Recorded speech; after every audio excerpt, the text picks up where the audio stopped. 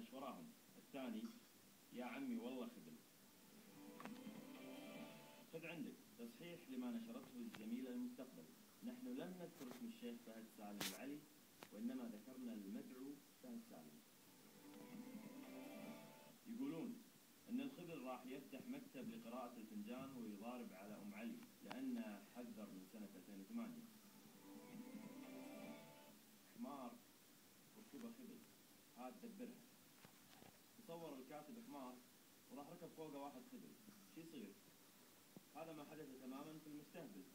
وفي رواية أخرى لصاحبها المستجفل، باعتبار أن صاحبها يجفل وهو يمشي، على طريقة مستنيات قديمة من هيئة الزراعة والثروة السمكية أيام اللصوصية والسرقات، يوم كانت حظيرة الطيور 300,000 دينار، وكان الجاخور الواحد يقابلها لملك التخصيص جاخورين.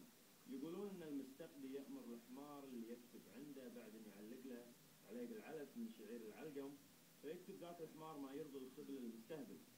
الحبيب صاير هالايام معارضة، أهلا وسهلا. وصاير الحبيب بعد محاور حضارات. أبشري يا حضارة.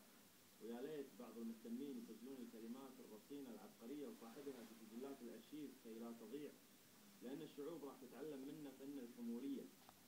والرجل يحلم، والحلم غير ممنوع.